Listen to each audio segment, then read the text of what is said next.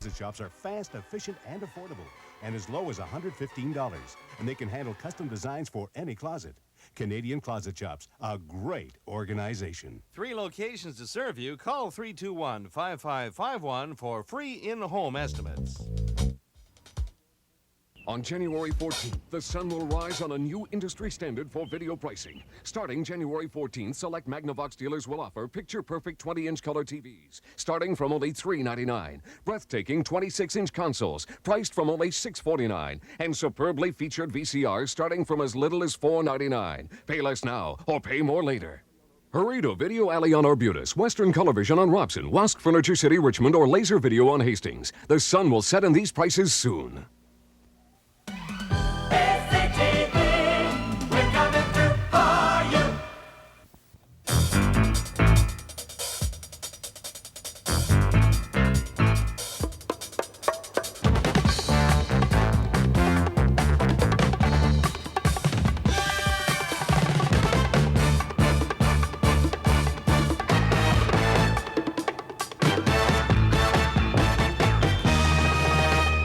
Good morning, British Columbia.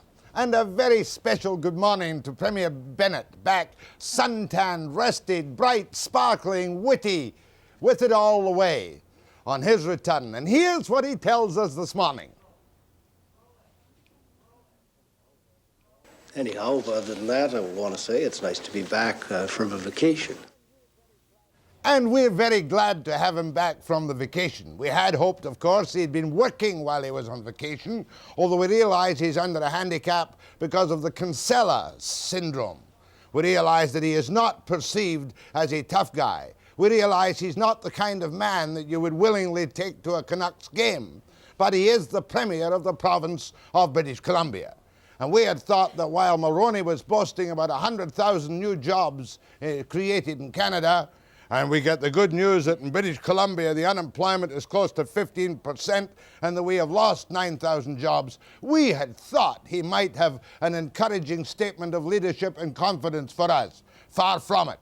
The one thing in which he's obviously happy about is that some upstart assistant to one of his cabinet ministers had the gall to make a jocular remark that if we wanted a cabinet meeting in British Columbia during Christmas, it might be better to call the meeting in Hawaii. And that man has since been forced to resign. As a matter of fact, I want to give you my colleague Eli Sopo's question to the Premier when he finally came out of his sun-tanning hideout and faced our reporter. Do you think it was a bit drastic having Murray Gwynn fired just because he made a joking comment about people being on vacation? Well, I think your question is providing an answer which may not be correct. I think people resign from government and move on as they have and will continue to do, and it's not something I'm involved in and anything I can comment on for that. Mr. Gwynn actually said he was called in and told to resign. He was quite surprised by it and thought it was unfortunate because he had been taken completely out of context by the press. Oh, I don't have that information, I'm sorry. Anyhow, other than that, I want to say it's nice to be back from a vacation. And we're delighted to you're back, to know that you are in fact alive and well and walking about and not confining yourself to your new secret restraint $30,000 staircase to nip up and downstairs without being seen. We're very pleased you're back. And I want to give a memo to my colleague Eli Sopo. There's a little bit of syntax that you may catch there, Eli. You asked the question, and the Premier very cutely said, "You're providing an answer in the question which may not be correct." Why didn't he just tell him the facts and be done with it? However, I also have some exciting business here this morning, because you can't call Premier Bennett exciting. Put him on for the whole morning and everybody would fall asleep. But I have here a mystery document. Not much of a mystery to me, but yesterday it was a mystery to Art Gruntman. It was a mystery to MacMillan Bloedel. It was a mystery to Don Saunders. And it involves what could be a totally revolutionary proposal in our vital pulp industry. It is a collective agreement between MacMillan Bloedel Limited, Powell River Division, and the Canadian Papermakers Union Local 1 and 76, which had set out a 10-year no-strike contract with a productivity bonus of millions of dollars each year to these locals. When I began to check into it, if it hadn't been for some slight confirmation, I might have thought it had been a hoax. It is not a hoax. The talks have stopped. Well, yes, I suppose they have, at least for the moment. And we'll find out why Mr. Gruntman does not know all about this, if that's his position. On the political line again this morning, there are 4,200 employees at the City Hall who may or may not be happy that a small group of their members, about 50, got together and decided to donate $15,000 to Alderman York as against Alderman Owen. So I sent the intrepid Schneider down to see what he could find out from these employees about this money. Hello, ladies. Can I ask you to hold up just for a second? How do you feel about your union making political contributions to political candidates? How do you feel about it? Can't talk? Come on, you must have an opinion about it. No? Well, there they go. I was told this was going to happen. And it did. We'll have more of Schneider's peregrinations around the City Hall, and we'll also have the outspoken May Brown, alderman, who may give us an opinion on the union's involvement in backing York. Of course, York is backed by Harcourt, so he's an automatic winner anyway, some would think. But first, the mystery agreement between MacMillan Bloedel and CPU, which is still floating around there somewhere and which Labour leaders and politicians are anxious to know all about after the break.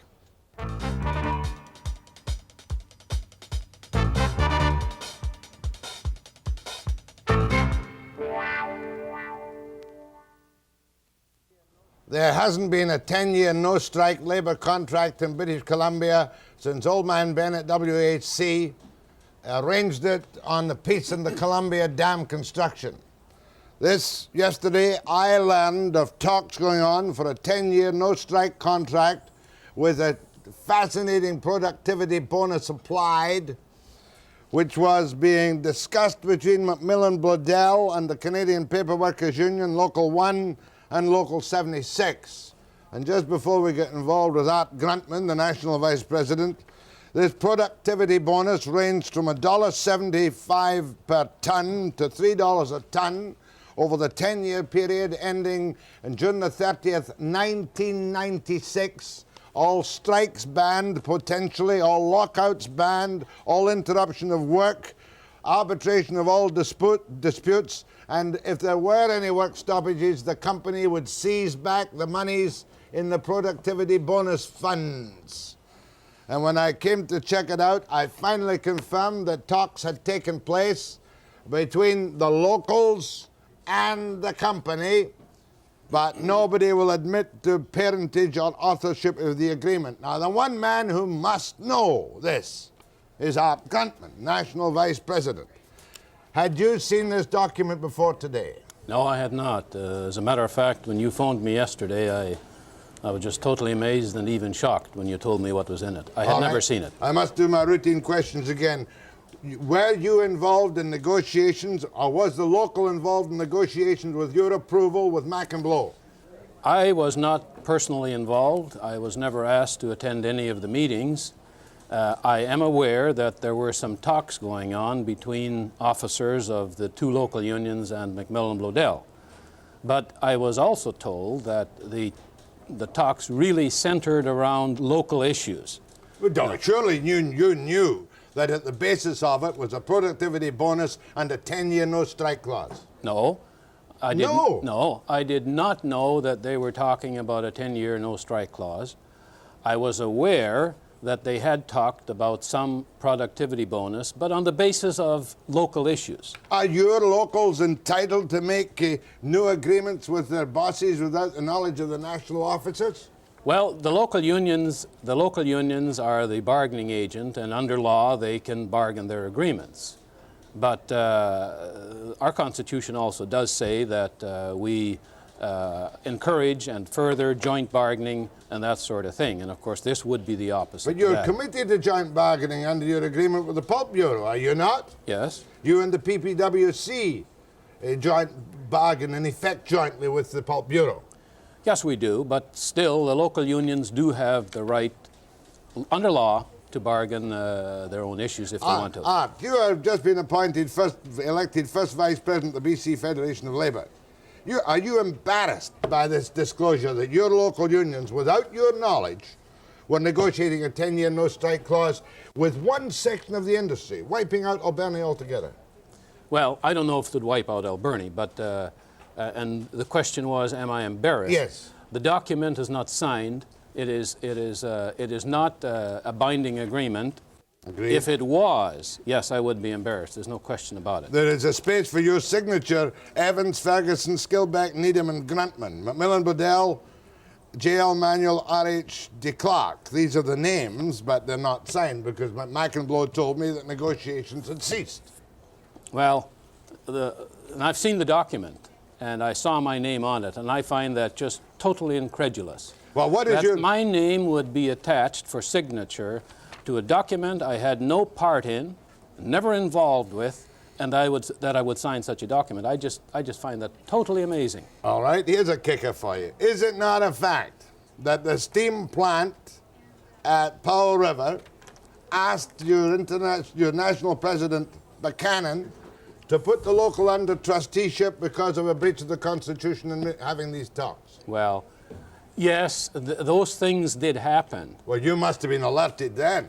Why would they ask for it? You must have found out about this then. Well, there's been a lot of water under the bridge since then, and some people in the steam plant went to the Labor Relations Board, laying unfair labor practice charges. They were thrown out by the board. There was an arbitration that did not rule in favor of the steam plant people.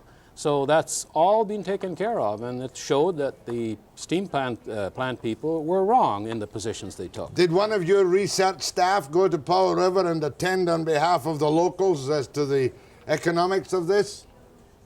No, I'm not aware of anything like that. You didn't assign any of your staff to go to Powell River? No. To help with the details of this negotiation? No, and as a matter of fact, I talked to at least one of the presidents yesterday, and I believe him. Terry Skilbeck said that he was not aware of this document. And yes, they said they had discussed local issues.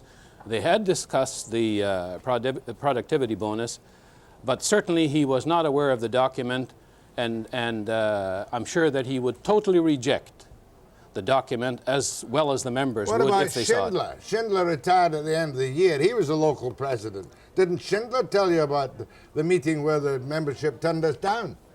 Well, my understanding was that the talks between the locals and the company concerned local issues, and I accepted that. And so somebody didn't tell you the truth. Well, when you look at the document, certainly that goes far, far beyond local issues. Looking at this document, what is your considered opinion as an experienced labor leader of a 10-year no-strike contract in the pulp industry between your two locals of yours and MacMillan Bloedel? Well, actually it's worse because the document makes room for signature in 1985.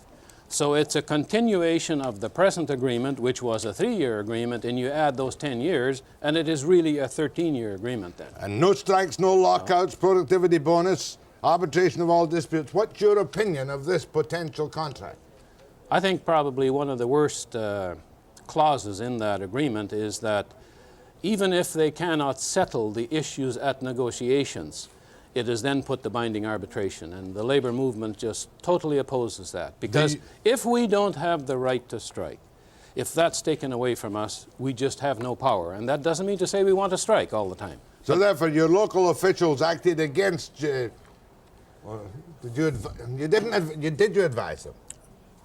I didn't advise them because they were talking about local issues, I was told, and of course they have the right to talk about local issues. Am I correct in saying that the local executive were 8 in favor, 3 against, and 1 who abstained?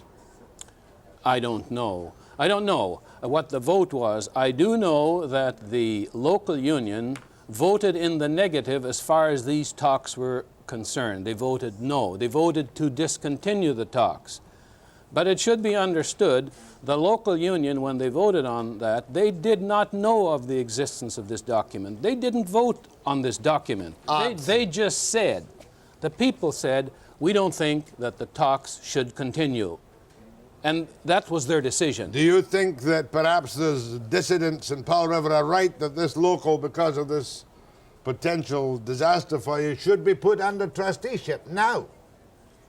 No, I don't think so. I think it requires, certainly requires further investigation. Did Buchanan phone you and tell you that he'd got a message about trusteeship? Yeah, she knew about the trusteeship application. Well, this was some while ago. Yes, I was aware of it. Embarrassing though, isn't it? Not necessarily, because I believe that the officers of the local union did things correctly, and the record will show that they did things correctly, and there is no reason to put them under trusteeship. Yeah. By the way, if you were a management guy, would this not be rather a good contract? From a point of management point of view, a 10-year no strike, the wage day rates, you can always go along the same rates as the IWA anyway and pick up your productivity bonus fund. Yes. Millions of dollars a year. If I was management, I think I would like that. It's a good agreement for management. Well, we know this is not a hoax, so therefore, what would you tell MacMillan Bloedel, to keep it?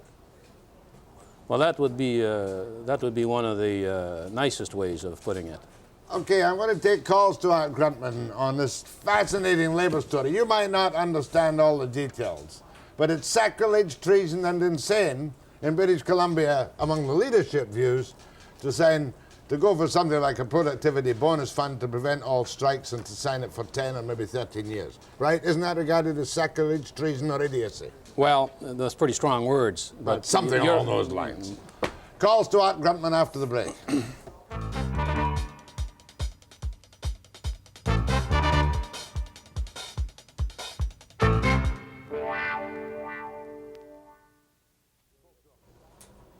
Mind you, I only spoke to a PR man at MacMillan Bloedel yesterday. Ray Smith couldn't take the phone call. I don't think he wanted to take the phone call, do you? I don't think so either.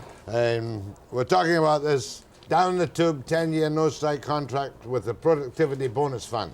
And it's been estimated for me that the bonus fund would have been worth between $2 and $3 million a year for the two locals. The local one would have used it for bridging pensions for the ages of 60 to 65, and 76 hadn't decided in its recommendations what they would do with the money. You knew that, didn't you, Art? No, I did not. I keep telling you things about your local union you don't know. Well, I indicated just a while ago that I thought they were talking about local issues. You sure you just didn't stand back and said, I don't want to know, I want to fly this as a kite? No. You didn't? No. Go ahead, please. I think that a lot of union leaders and businessmen... Hold on, please. I'm going to Powell River first. Go ahead, please. Well, Mr. Webster, how are you today? Very well, thank you. Fine. If it was, if this was presented to the membership and if it was taken a vote on, I think the president would have to present it to the membership. Is that right? I don't know. Well, if it was presented to the membership, it would be done at a regular meeting. It would be done by the committee that has handled it or by the president, whatever. That's correct. Well, why is everybody, if the president, like if they did take a vote on it, okay, why is the president denying that ever took place? Well, no, Terry Skilbeck told me there had been some discussions. Where Terry Skilbeck was baffled yesterday was me having a copy of an agreement which he hadn't seen. He said there had been discussions, but it was rejected in a no uncertain manner by the members. Were you at the meeting? No, I wasn't. You remember the union? No. Hey? You're not? No. What do you think of the concept of such an agreement? Well, I don't like the long... Okay, you don't like the long term. Go ahead, please. I think many union leaders and businessmen, for that matter, are more interested in securing their power bases than doing what's right for the company or their workers. Now, don't you, Mr. Gruntman, don't you think it's more in the spirit of collective bargaining that locals that are directly associated with the company can bargain their own agreement and come to a conclusion which will, help them in the long term and also help the company? That's my question. Well, and having, the leadership coming in and stepping all over the company or stepping all over the workers. Well, it's not a question of the leadership coming in and stepping over the workers, and the interests of the national union really don't differ that much from the local unions. the negotiations that have been conducted in the manner that we've conducted them over the last year have resulted in fairly good contracts. And in my opinion, first of all, a long-term agreement is very, very dangerous. We don't know what's going to happen in the future. And secondly, the system that we live under. And while we're not strike happy, and we don't want to shut the industry down every time we bargain, nevertheless, that is the only weapon in the final analysis that we have to be able to bargain good agreements. Did you see the Finns and the Swedes gloating last week in the Globe and Mail that because of your strike lockout, they picked up, and the devaluation, they picked up a hell of a lot of our market, and they're keeping it? The industry, you said strike lockout, the industry locked us out for 9 weeks. It was a very bad decision they made, and they got hurt as a result of it. Good. Go ahead from Victoria. Yes, my question is, why are the unions so afraid of working for productivity versus just wages? For the last 10 years, I've been making my own way since I was 18. If I didn't work, I didn't get paid, and I got paid to my productivity. Why are the unions so afraid of doing the same? We are not necessarily afraid of productivity, and in some cases we have clauses that recognizes that. Not in our agreements here. That's not the point. The point is here in this agreement, because of its long term, taking away the strike rights, and also to literally bargain all the issues in the master agreement at the local level, I think it gives the employers the perfect opportunity to divide and conquer and to start cutting down on the conditions that now exist in the agreements. Have you signed a contract yet under the, remember you were legislated by to work? Yes. Have you signed a contract yet? Well, we haven't signed it, but all the conditions, wages and so on, are put into effect. Go ahead, please. Hello? Yes, sir. Yes, I'd like to ask Mr. Gruntman, being in fact that we are, in my opinion, in a new age, there were perhaps big business and big unions perhaps are out of date. I was hoping I was going to get calls from dissident member of Powell River. I didn't particularly want to discuss esoteric labor philosophy. Let's try another one. Go ahead, please. Yeah, good morning. Morning. I'm going to ask the question, is this a bit of propaganda, possibly Jack Monroe's way of getting back at Art Gruntman for Jack Monroe losing out in the BC Fed? What do you think of that? He's suggesting this is Jack Monroe's propaganda. Unless Jack Monroe runs your locals in Powell River and has got agents controlling them, I can't really see that happening. Can you? Well, I appreciate the remark. It's no, I certainly don't believe that. But maybe I could introduce a thought or a point here. The industry has requested a de-accreditation under the Labor Code of British Columbia. That means that under law they would no longer be bound to bargain jointly. Now, when this request was made, Mr. Saunders, who is the president of both FIR and the Pulp Bureau, said that when de-accreditation is granted, they would want to meet with the two unions, that is the two pulp unions, and discuss, well, where do we go from here? And I think that makes sense. I think we should sit down and talk where we go from here, and we got a whole year. And for one single company to then go and try and bargain a separate agreement before we've even had an opportunity to talk about it, I just don't understand that. You're kind of a little bit annoyed at MacMillan Bloedel for doing this, are you? Well, I'm just asking who is speaking for whom. Is the Bureau really speaking? Is Mr. Saunders speaking for the companies, or are the companies going their own way? Saunders, like you this time yesterday, I'd only heard some talk about it. You see, you and Saunders seem to have been in the dark somewhat. Funny, you know, both you and Saunders being in the dark. Not that I don't believe every word you told me. Go ahead, please. Hello. What I'd like to ask Mr. Gruntman is there any trade-off to be made between job security and length of contract when these negotiations are going on, just in general, without regard to Okay, good question. I agree. I think it's a good and I think it's a sensible question. Our people are genuinely concerned about job security. There is just no question about that. Unemployment is high. There have been cutbacks in the pulp and paper industry. And if we can go to the table and to the bargaining table and honestly bargain across that table a long-term agreement, I'm not talking anything like 10 years. That is way, way too long. But I'm talking about a 2 or 3 year agreement. If we can do that, that gives us some job security and gives the employer the security they want, I have no objection to that. But would you swap job security for the right to strike? No. No. In other words, there's no point in talking about it, is there? No. Because they want the right to strike out. Any employer, if you give him no strikes, he'll give you job security to some extent. Well, there is no strike for the term of the agreement, whatever the term is. But this one seems to indicate there'll be no strike. You can't reopen the agreement until the 8th year. That's correct. That's the way I read it. And then for very, very limited reasons. Last call. Go ahead, please. Mr. Gruntman, you talk about bargaining honestly, yet at the last negotiations you put the companies in a position that they locked you out, and you said that the companies were hurt. Don't you honestly think that the men were hurt one heck of a lot worse than the companies were? When are you people going to realize that the strike is an archaic tool? Thank you. Thank you. Well, first of all, you made a statement that was wrong. You said we put the companies into a position where they locked us out. We didn't lead them by the hand and apply the locks to the gates. That was their decision.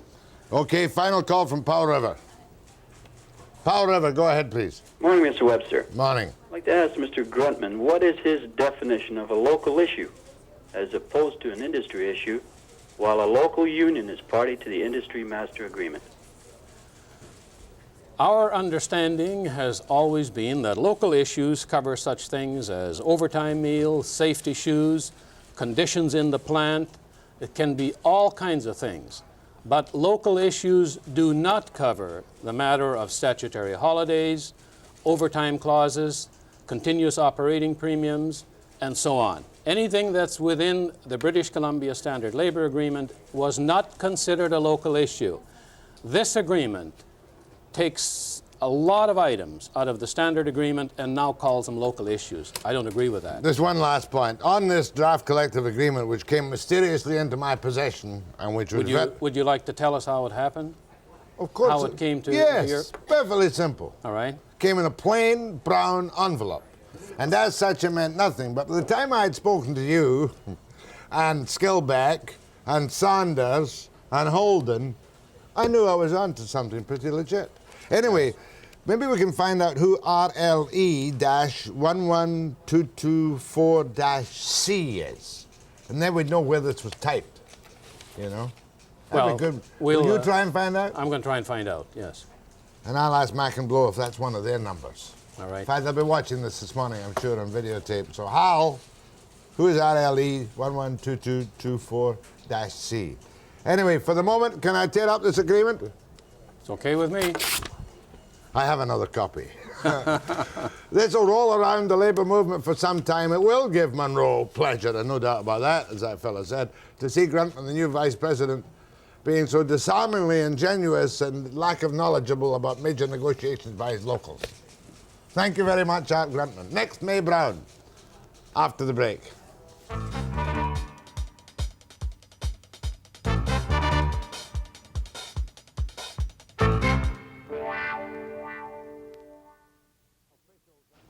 The VMRU officials are most uncooperative in telling us what happened at that particular meeting on which everybody has been reporting.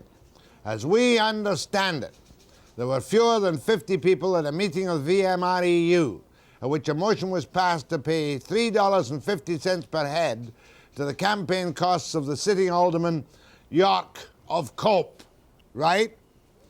And that struck us as crazy.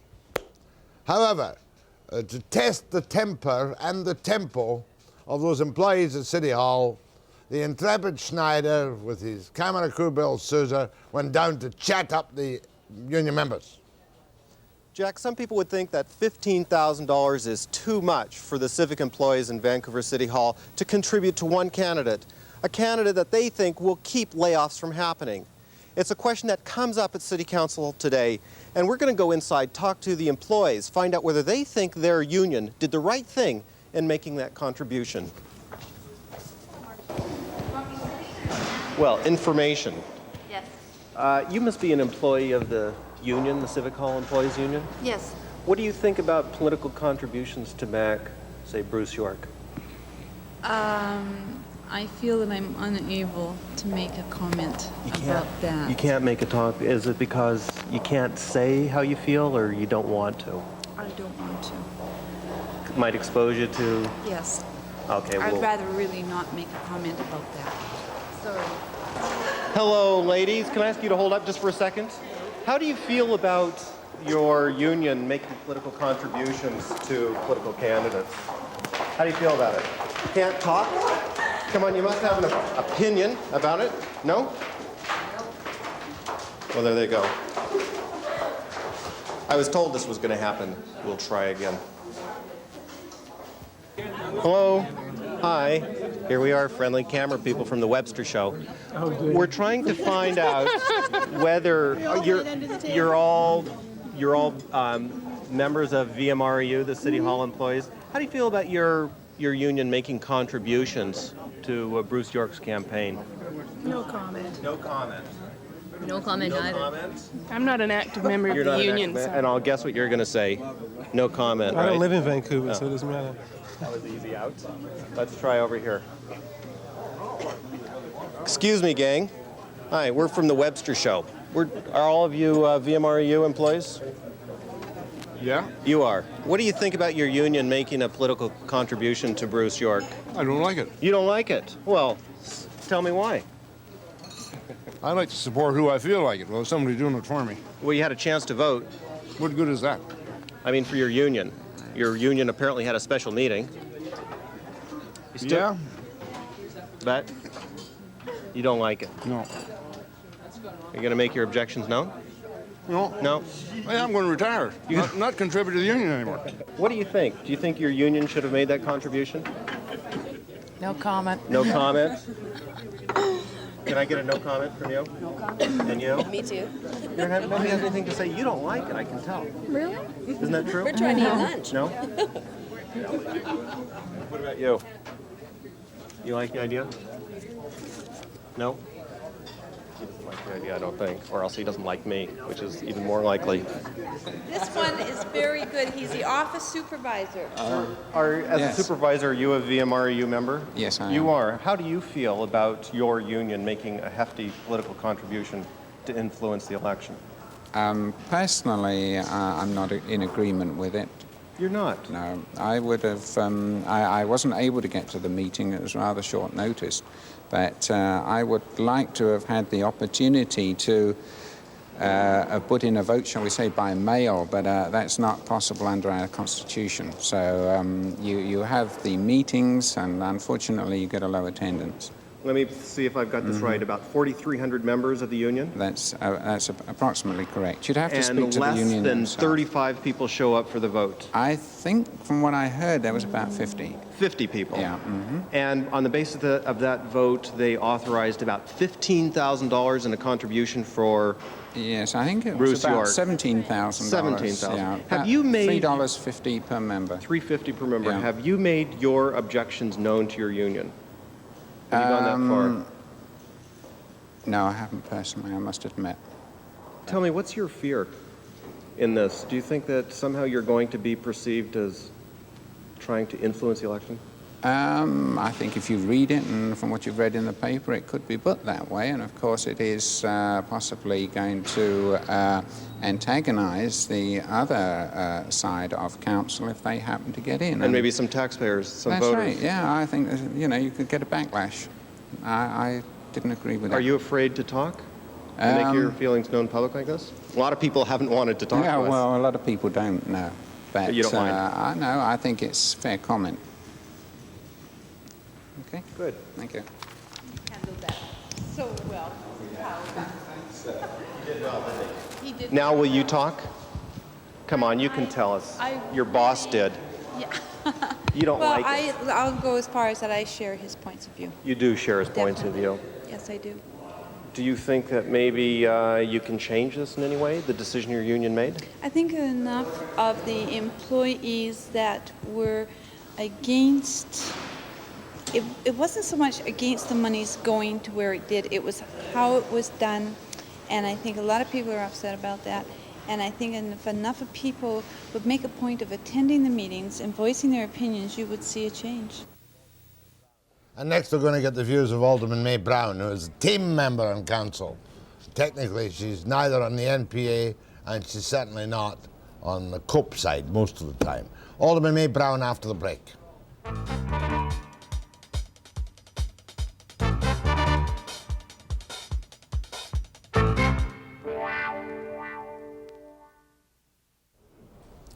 The interesting thing about this, and I'm speaking to May Brown, is that the balance of council is now going to be decided entirely by who wins.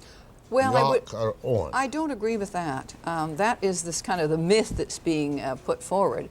But in actual fact, Marguerite Ford and I are a team, and we very often vote with the mayor. In fact, a good deal of the time, when the mayor puts forward an initiative, especially when jobs are concerned in the city, he gets the support of team in the NPA.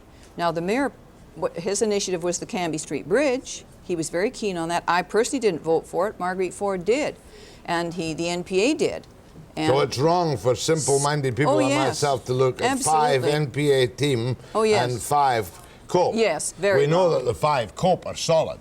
Well, there's 4. There were 4 COPE. There's 3 now. Yes. Yes, yes, right. and they do vote as a block. They That's do vote correct, as a block, yes. no doubt about that. But, so it's very important to Harcourt's policies about who wins this election, is it not?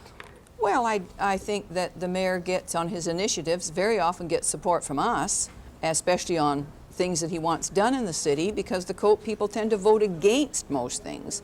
So when it comes to jobs in the city, the BC Place, the Harbour, you know, the Canby Bridge, the mayor had our support, and he sought our support. When it comes to restraint at City Hall, NPA and you might well vote together on any extravagant occasion. We have, yes. Yes, and we would have. vote together. We and have it'll tended be much to. more difficult for Harcourt to run his little ship of state if the vote goes back to York and not to Owen. Yes, I would say that would be correct on All some right, of those who are issues. you yes. backing for this election? Well, team isn't running a candidate, and I would prefer to see Philip Owen win. You're not ashamed to say that you'd rather see Owen win instead of York. Instead yes. of York. Yes. The mayor, of course, appears to back York, but for the first time in his public history, after he weaseled with me on who he was going to back, he refused to come on this program and say clearly. I wanted to give him a chance to, you know, plug his candidate, but he won't come on. Isn't that most unusual? Well, it is unusual because I thought he was making statements at City Hall about urging people to... Well, he generally evades a little bit, whereas if he was on here, I would insist on knowing who is he voting for, yes. York or Owen, yes right. or no. Yes, mm-hmm. Now, yes. what about this uneasy situation whereby City Hall employees threatened potentially by layoffs if Owen were to win, or by a change in city policy, let's say, are putting up $15,000? Well, of course, you see, again, those facts are not correct. Possibles. And this is why when this notice appeared on my desk at City Hall, it had 2 items in it which were incorrect.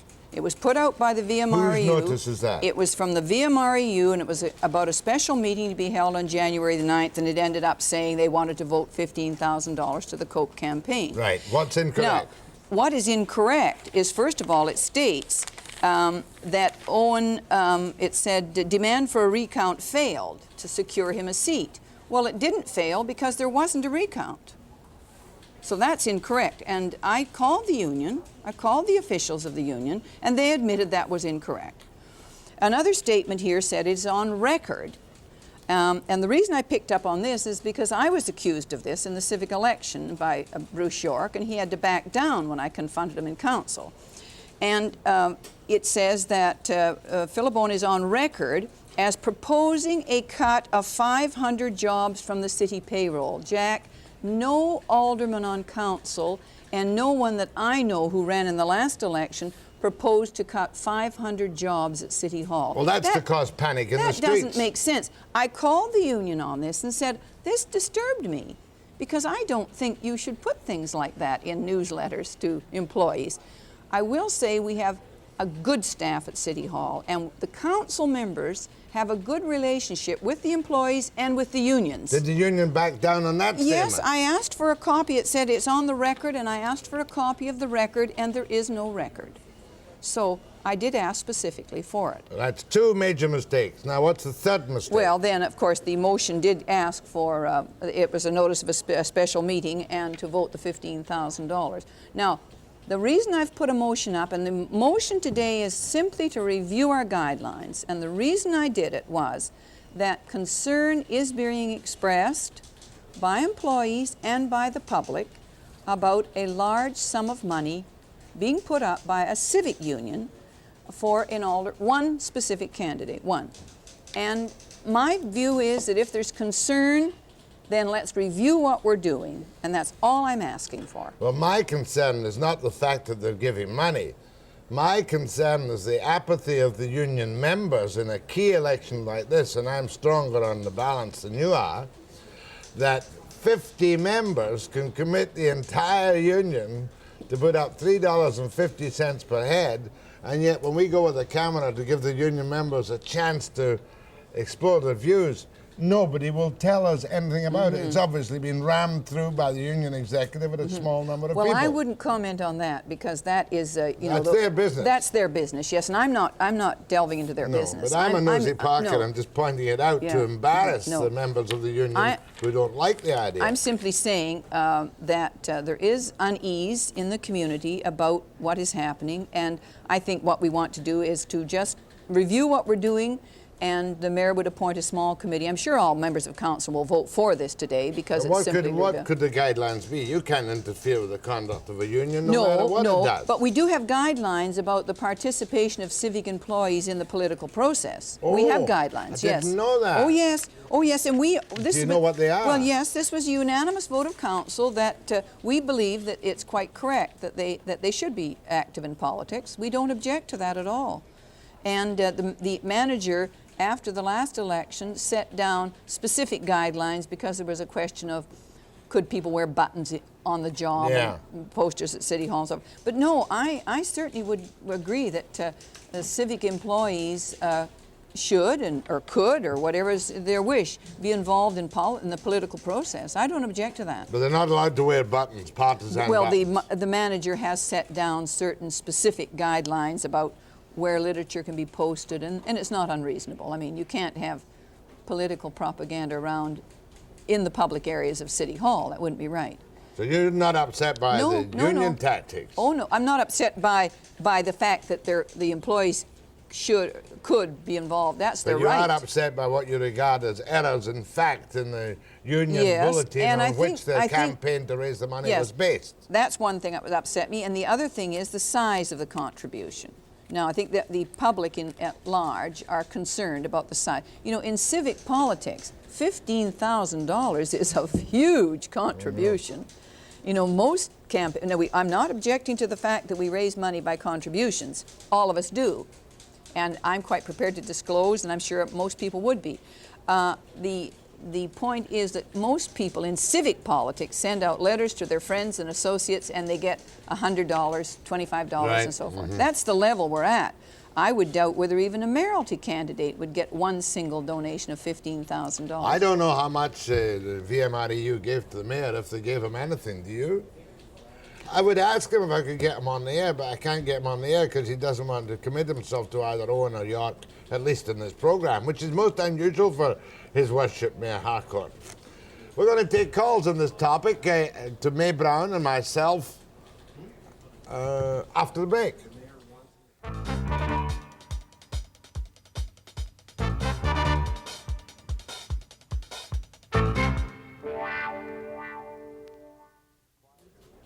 Does it look like a quiet year on council?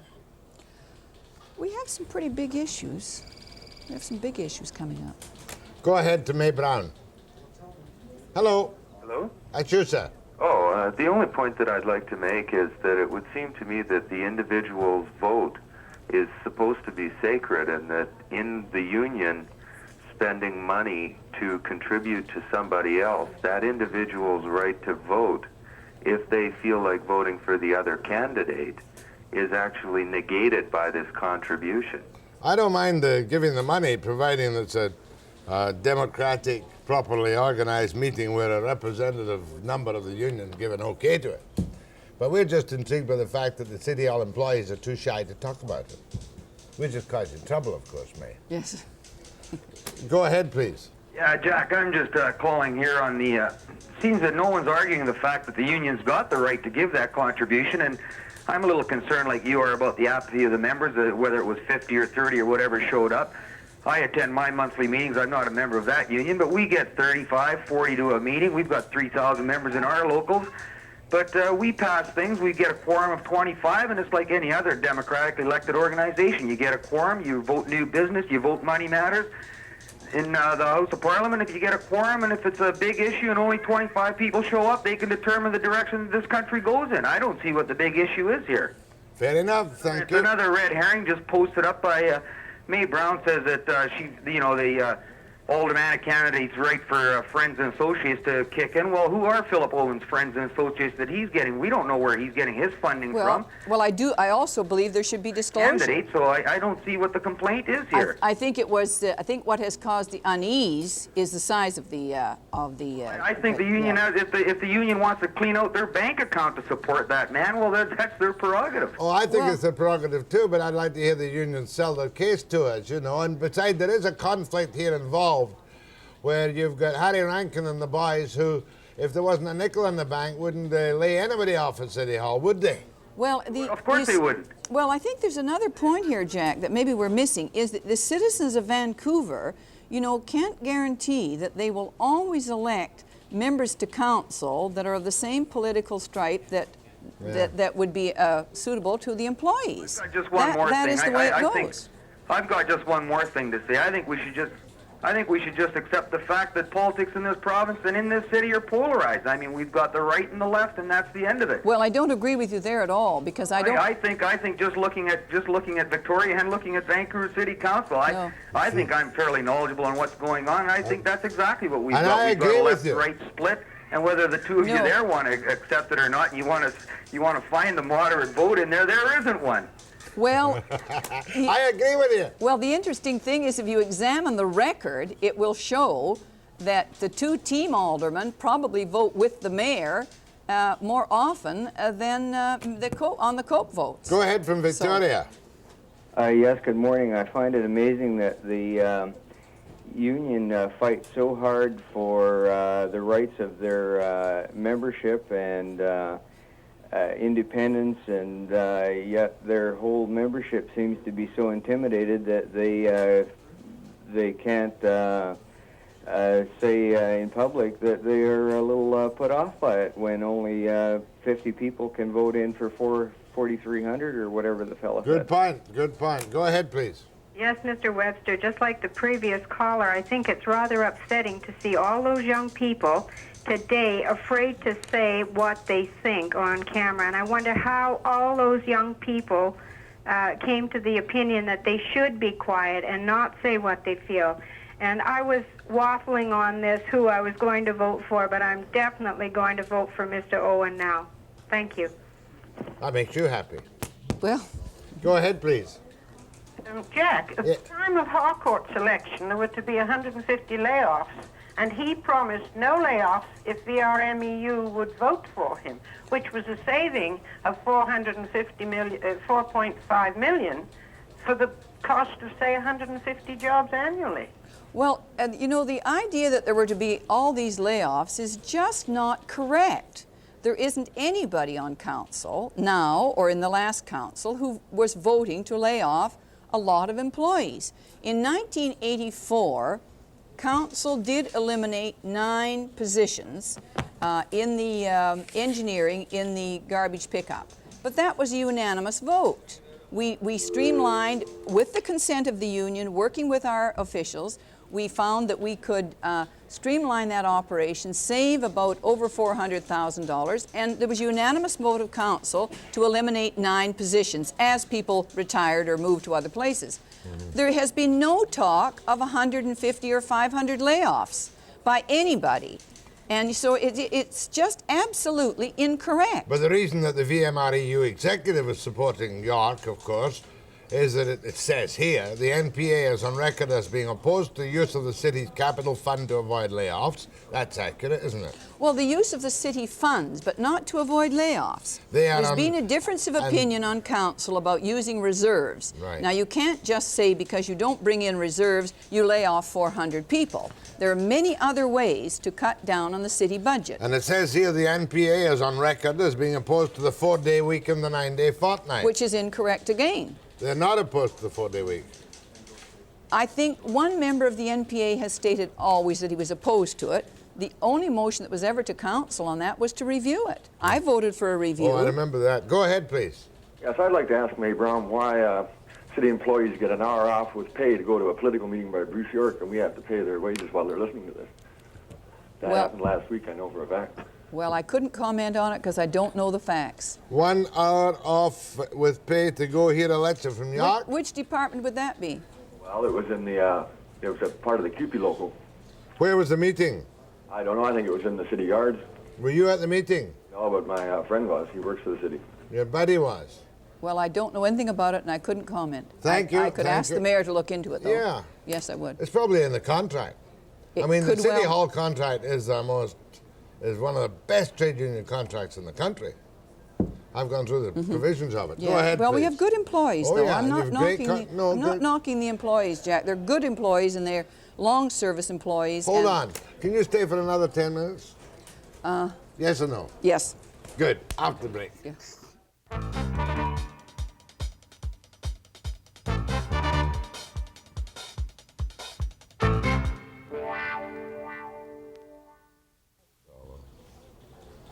I wonder how much CUPE gave and the firefighters gave, and I wonder how much big business gave. I think we should have total disclosure right up front. CUPE probably gave, what, 20,000 firefighters? We'll give a chunk. You can't blame them. They're looking after their own interests because they don't want Owen on council. They want York on council, don't they? I'm not going to tell you what I think. Just tell me the look on my face. Go ahead, please. Hello. Yes. I'm sorry to see that you're raising such hell about this contribution from the union when you're not raising similar hell about the supporters for NPA. We know their money comes from the tools of big business and the capitalist society.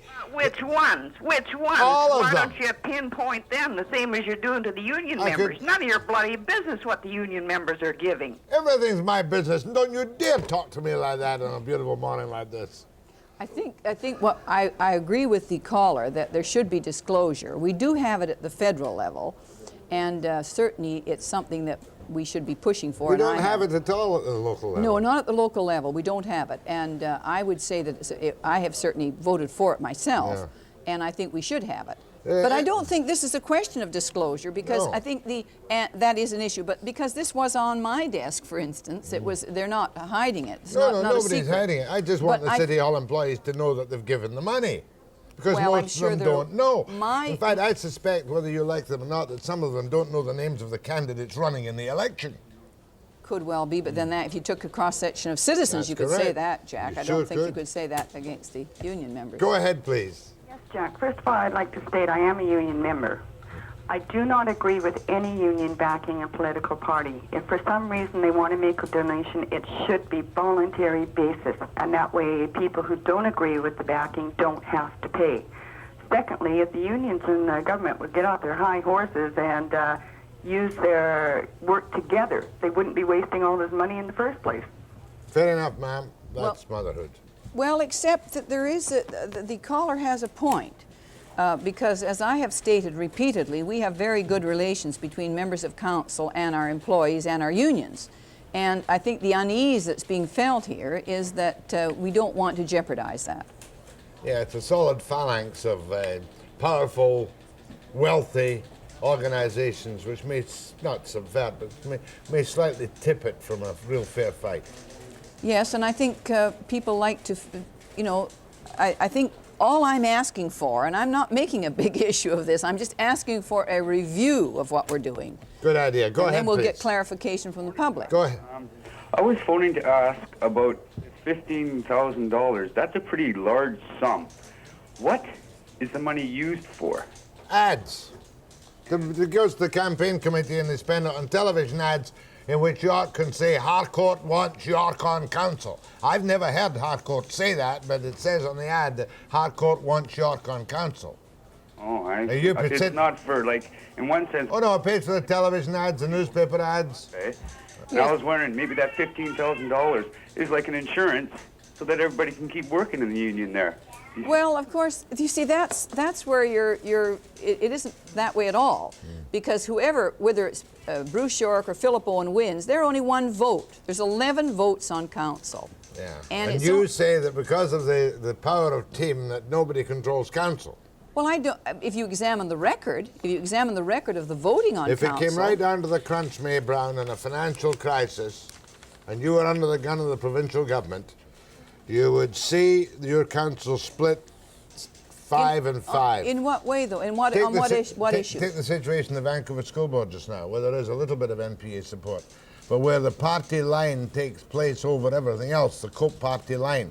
I suggest that under social credit we're almost bound in Vancouver City Hall to come to some kind of crunch where the party line will take over. Well, you see, when you say the party line, it's very difficult to distinguish that. On the issues that you're suggesting, for instance, that the provincial government might cut off our revenue sharing, you know, there might be an issue like that.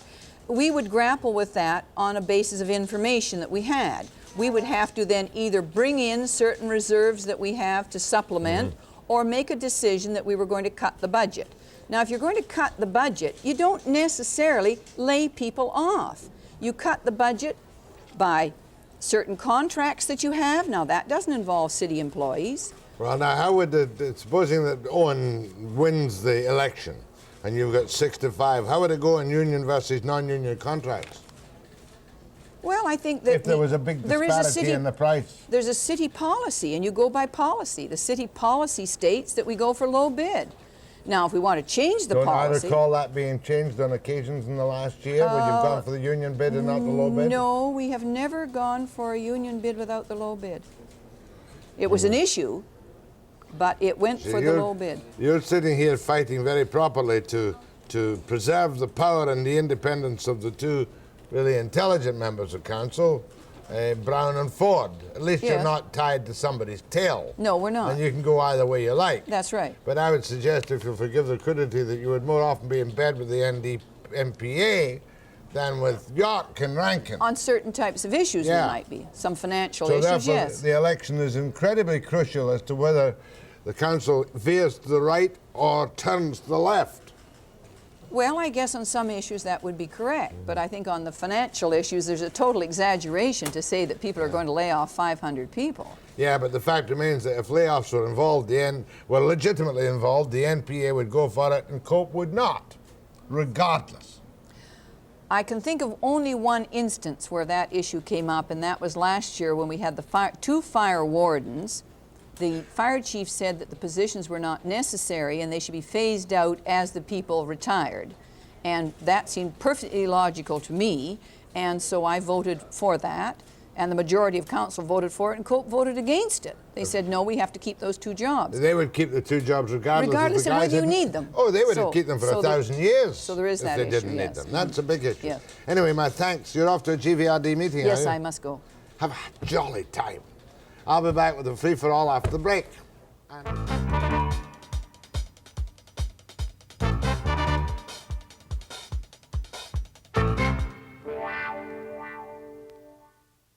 Go. We asked the VMRU if they wanted to come on the air this morning on the phone and give us their views, but like the employees at City Hall, generally speaking, they suffer from Velcro lips. You know what Velcro does to your lips? Makes me melt my... You can't speak, and it causes you to say no comment in that undying phrase, no comment, and that's not for publication. So I'm going to have a free-for-all, and I've got lots of calls on the board at the moment. I'm going to speak to a woman from Halifax with a particular problem involving British Columbia. Her name is Marjorie Stevens, and she has 3 children, all of whom have been in Tron killed, and mentally or physically handicapped. And Mrs. Stevens and her husband moved to Halifax a year ago last September, where he found work on the oil rigs, and they're coming back this summer when the work finishes. Is that right, Mrs. Stevens? Yes, that is right, Jack. Now, you're concerned about your 3 children who had been in Tranquil. Where are they now? Well, 2 have been placed in Fort St. John into a group home. The oldest girl, 27, and the youngest boy, 19. My main concern right now is my son, Dorothy, who is paraplegic since 1980 due to scoliosis of the spine. Due to what? Spine trouble? Scoliosis of the spine. Uh-huh. And he had the steel rods put up through his back. And because it wasn't attended to in proper time and left to go too long, the doctor said at the very end, in 1980, he said he was sorry, but things due to the circumstances and not being able to get him 18 months or 2 years previously, there was so much nerve damage in his legs, he was going to be a paraplegic for the rest of his life. Now, all 3 of them. What's wrong with the other 2, if I may ask, love? They've all got what they call Dr. Laurie's coffin down syndrome. It was a Dr. Laurie in genetics in Vancouver who discovered that in 1966. These 2 have Down syndrome, and the other is a paraplegic due to scoliosis of the spine. My, how tragic. Now, 2 of them have gone to a group home in Fort St. John. Where's Darcy, the other one? He is moving to Glendale this morning. In Victoria? Yes. And your worry is that your children will be separated. And you want Darcy, I presume, to go to the same group home in Fort St. John, but maybe that's not possible. Well, they have room, apparently. I've been told that there was room in Dawson Creek for him, but the Department of Human Resources refused to put him there because of the fact that he has to be catheterized. Also, he has to have, he cannot put his own pants on now, due to being paralyzed from the waist on down. So the next best thing was Bruce Coopy. Well, there's a waiting list there, so I have to hope and pray that some poor old soul dies in the meantime so my son can have a bed in Bruce Coopy. And that's still, I've agreed to that, but it's still not what we want. We want the group home because for the certain reason, sir, that if he goes into a group home, he's going to get far more attention. There's people down in Dawson Creek that were prepared and are prepared to work with him so that he can become almost normal as possible. And well, I presume that they put him in Glendale because they had nowhere else to put him at the moment. If everybody agrees with the assessments, he presumably will go to Puscope in due course if a vacancy becomes available. Right. When are you coming back? Around June or July. And where are you going to be living? In Fort St. John. That's where your home is it? I own the home in Fort St. John. So you come back to homes where the 2 children will be, the 2 young adults will be there, and hopefully the boy will come up from Glendale to Puscope or even Fort St. John. Right. Well, I'll pass your concerns on to Human Resources, which are you a member of the BC Association for the Mentally Handicapped? I used to be, but I haven't been in the past, sir, because due to work situations and that, we spent 7.5 years in Scotland, and we had Darcy overseas with us when we were there. We came home 5 years ago, and it's been a constant battle. I'll pass your concerns on, and thanks for calling, Marjorie. Okay, thanks. Bye. Bye. These are tough ones. Go ahead, please. Yes, Mr. Webster, I am very appalled with these union people getting on the phone and stating, when you ask them, were you at a meeting? No, it was a friend of a friend. If they are so upset about how this country is being run, then they should go to their meetings and make the time and take the time to find out what is happening, not just taking the advice of people that have been to a meeting. Well, that's difficult to avoid on a program like this, but the only thing that really upsets me is the fact that people vote, or the members of a union that votes money for a very delicate political campaign in Vancouver, and they don't have nothing about. They don't talk about it. I don't know. Go ahead, please. Morning, Jack. Morning. Just a little bit on this election thing. The reason we're having this election, I'd like to know whether the people who are going to be at the polling stations this time are adequately trained in the procedures they're supposed to follow, so that we don't have to have, indeed, a third election to finally get a council. Surely it's simple enough. All you've got to do is make sure you've got identification, proper identification in the city of Vancouver, identification with a picture on it, and that the Bible is taken in the hand and an official properly swears the affidavit to you, and you say, I swear. And then make sure the ballot is entered properly in the box. It wasn't difficult. The last time was obviously a shambles. My own opinion is that the whole election should have been disqualified last year, and we should have run the whole thing all over again. That's my own opinion, but no such application was made, and the judge who throughout York only dealt with the limited application of the affidavits, 227 of them in the York's case. Much obliged. Hopefully they'll be well enough trained. You want another break already yet? Take it away.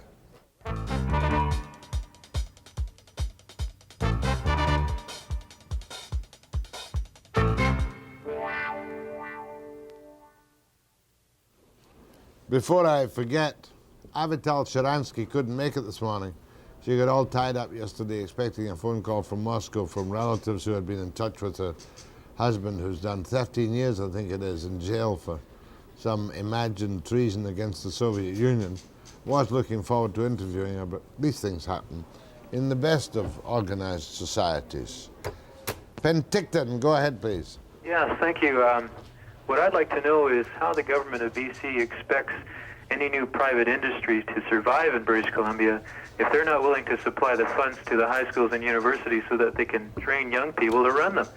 You know, the same way that they're driving businesses down to the States to work and to survive, they're going to drive our young people down there to get educated, and that's just going to completely shut down all of the educating facilities in BC. You know, they're trying to burn the candle at both ends, and I think the person that's going to get burned is the common people in BC. Well, I think there's a major crisis coming up at all three universities very shortly. And I think that if Kinsella is still taking polls for his master, Mr. Bennett, the polls must tell Bennett, or Kinsella to tell Bennett, that he's going to have to change his attitude to education. I heard of a school this morning where they are going to be up to classes of 40 to 43, where the vast majority of the children cannot speak English as a native language, and where the second language classes are going to be wiped out. And I think the message has got through to, while we all, I think, thought and believed there was a lot of fat in the educational system, we've probably removed all of the fat and now some of the bone and muscle. Exactly. And I think Bennett will be told by his polls, because these people in Victoria don't think independently, they only do what the polls tell them.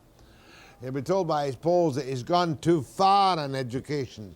And I predict that there will be an infusion of money into the education system before the House sits on February the 11th. Well, he better do something soon, because if he doesn't, he's not going to have a province to run. Well, you begin to wonder, where the hell has he been? It's 9 months since the legislature was in session. 9 months. And what has happened from the provincial government in the last 3-4 months? Nothing. Absolutely zip. Well, light a fire under him, Webster. Well, I'm trying this morning. Good for you. It makes for kind of delicate relations, however, as you may know, but it's really no skin off my nose. Right. Not at my time of life. Go ahead from Seattle. Yeah, Jack, do you remember me? No. Oh, I'm that guy from Seattle you hang up last time when I mentioned Bob Tatakums in the BC Pen. Apart from that, I'd like to know, would you like to have a Journal American coffee cup? If you can give me your Webster coffee cup or a Canada AM coffee cup. Don't mention Canada AM on this program. Okay, how about a Webster coffee cup then? What are you going to give me? The Journal American coffee cup. Journal American? Yeah. Oh, you mean a Seattle paper? No, it's an East Side newspaper. It's printed in Bellevue. And it's distributed throughout the entire East Side. East Side of what? The east side of Lake Washington. Oh, I'm absolutely. One thing I've always wanted is a Journal American coffee cup. Okay, when can I send it to you? Send it to me at BCTV, and if it arrives whole, if your cup arrives whole, I'll send you a cup down. If your cup arrives broken, I won't send you a Webster mug. It won't be broken. I'll probably have it nice and... All right, I promise. One General American Cup, which I shall treasure. Mm-hmm. An indirect present from old Reagan. Mm. What are you going to do about that old character? Well, I didn't vote for him. I wanted Mondale, actually. I didn't want him because he's a jerk. But Mondale's a jerk, too. Well, at least he's a lot better jerk. And no, Reagan's a real jerk. Mondale's a nice jerk. He even said he's Norwegian. I don't know what he means. I don't know what he meant by that. Well, let's put it this way. Reagan's a jock, and Mondale's a nerd. Nerd? Yeah. Yeah, they're like those little cartoons. They're saying he's a wimp. A wimp, nerd, and a jock. Yeah. Okay, well, we make that trade. And no, don't declare it to customs. Don't pay any tariff on it either way. Okay, that's a Webster mug you're going to send me. I do not possess, nor do I wish any Canada AM mugs. Oh, okay. It brings forward a vision of that fellow Perry, which upsets me. That's a joke, Dom. It also brings forward the vision of Pamela Wallen, who doesn't upset me. Yeah. Mr. Webster. Yes, sir. I was the president of the VMRU for 5 years until this present executive took over. Uh-huh. Now, I know how difficult it is for people to get people out of the meeting. And now, every one of those members in the VMRU, or 4,300, had the right and the knowledge of that meeting. And if they didn't go and the motion was passed, then it's their fault. And you'll find that it's the people who go to the fewer meetings who do the most complaining about those who wish to run the union. Nobody was complaining this morning. Out of all the people we talked to, only one complained. Two complained. Oh, that fellow you interviewed in the City Hall was... I was going to meet him, but I've always got something else to do. They always have another excuse why they don't go to meetings. It's entirely my complaint, too. And with the union committee, though, we were entitled to ask them, do you like it? And they all dodged. Well, you haven't asked the right people, but they did have the right to go to those meetings, and those people... Good. The only trouble is you send Schneider with the camera, people tend to run in terror from him. It's always the way, isn't it? Much obliged, and thanks for your call. I'll be back after the break.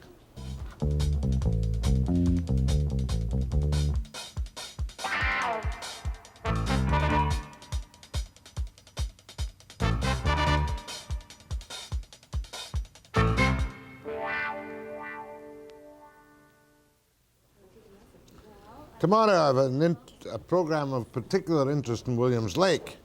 We're going to be interviewing Dr. Dale Lohan, who says he has been barred from the local hospital, the Caribou Memorial, because of his stand against abortion. That's one item tomorrow. What else I've got at the moment, I don't quite know yet. But I'll be back tomorrow days at 9 a.m. precisely.